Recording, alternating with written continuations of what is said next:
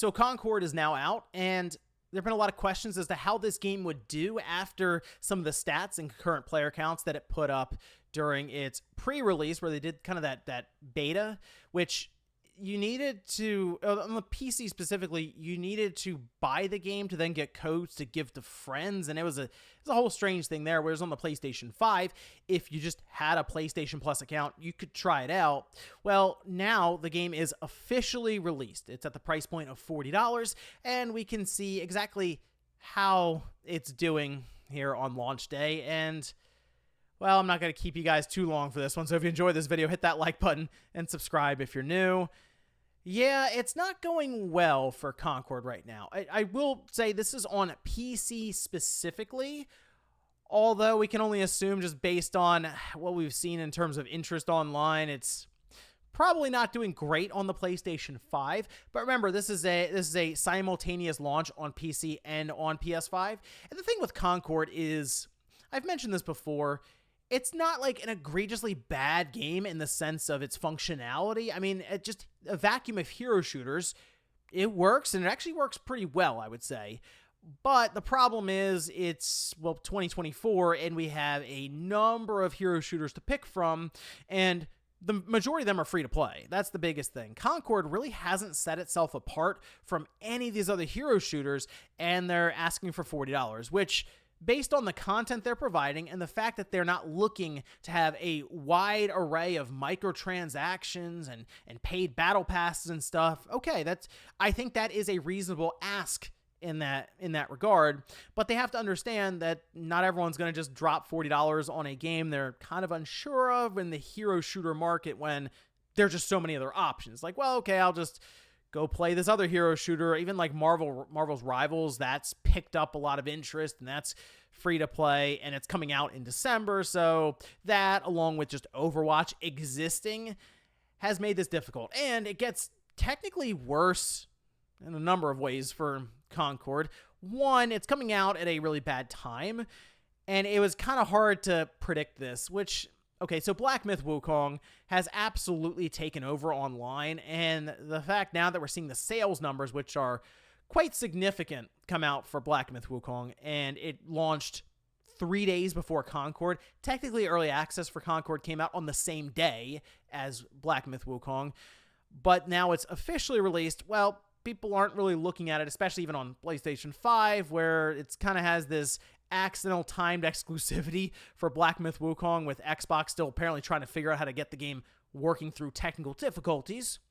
And then next week, there's a new Star Wars game, which I know Star Wars Outlaws has its whole thing with its own discourse, but it still has Star Wars attached to it. So bottom line, it's going to suck up some of the spotlight. So we have Black Myth Wukong here, we have Star Wars Outlaws over here, Astrobot's a week later, and then Concord's right here in between all of this.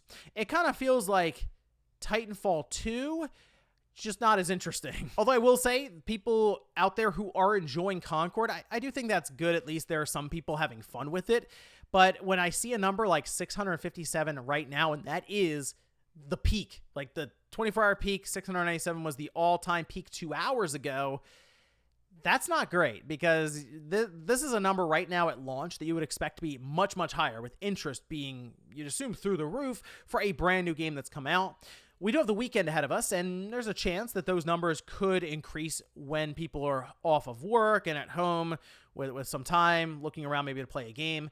I don't necessarily think, though, it's all of a sudden going to jump to 20,000 concurrent players or something like that. Remember, the Helldivers 2 situation got absolutely out of control on Steam. I think Concord is the complete inverse of that right now, and it's probably gonna get really ugly for this game, like say a week from now or so, when the initial, I guess we could say, hype of its launch dies down, and it has potential to drop below even 100 players, and that would be problematic. Kind of problematic now, but really problematic then, because you would have matchmaking issues at that point. Right? You'd be like, well, I can't find a match, I'm just not going to play. And that's why you see this cascading effect of concurrent players dropping. And for a live service game like this, you kind of need people to stick around. Now, they are selling the game at $40, but based on the numbers right now that we're seeing, it's not many. That's the thing that Helldivers 2 kind of always has right now is even if player count dropped to 0 tomorrow, they would still be like, well, we sold 15 million copies at $40 each. We've made more than enough money on just the sticker price for this game, so it's a success. Concord can't really say that right now. Maybe the PlayStation 5 numbers are just significantly higher and kind of saving the game. I just don't really believe that, and it does make me wonder then, what's the plan? That's the big thing right now. Like, what's the path forward for Firewalk? Because this game apparently took 8 years to make. That's not a cheap endeavor to have with a game like this, right? Like, it's quite expensive, and it almost makes you wonder if they're going to look at this and say, how can we salvage this game rather than just completely cut it off and move on? And, I mean, maybe if you can work out something with player versus enemy PvE, that could add a nice wrinkle in there, because we know Overwatch 2 was going to really try to make that happen and push forward with it, and it didn't seem to pan out like they were initially describing it. That was a whole thing. Maybe Concord could add something like that in. The problem is it would probably take quite a while to create that and then launch it, so it wouldn't even be something we would see probably for at least another year. And what would the health of the game be like at that time? Because they already have multiple seasons planned out at this point, multiple updates, and none of them seem to really include any substantial jump for something like a PvE mode or anything there. So that's, I don't know. I don't really know what happens here with Firewalk now, because they're also not a cheap studio to keep around with some of the talent involved there. But I would like to see them try something different, because I think at like a core level to create a shooter, they have the ability to do that.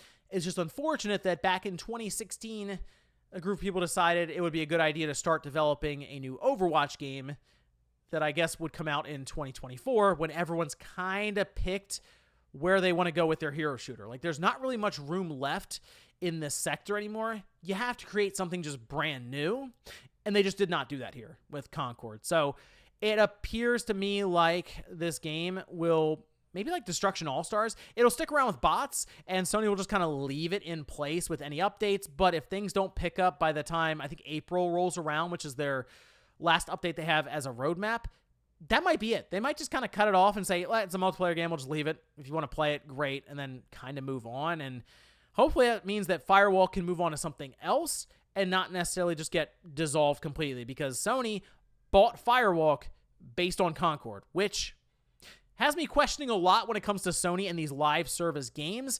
Maybe they're just not really able to recognize the projects that they should be backing, although Helldivers 2 worked out. But that was technically based on a property that already existed, and they showed that, Arrowhead showed they can make a game that at least garners some interest. So what does that mean for Fair Games? Originally I thought it could be a really good game just based on the people behind it and the fact that it is falling into a sector that Payday 3 kind of failed to fill in. Maybe they can make that work, but they did well with Helldivers 2. Seems like they missed with Concord. I guess we'll have the rubber match here soon with Fair Games. But let me know what you guys think about this one down below. And do you think it's worth them pursuing Concord beyond the April update that they seem to have already promised? Or would you have Firewalk start to move on and maybe prototype something new as soon as possible? Thanks, guys, for watching, and I'll see you next time.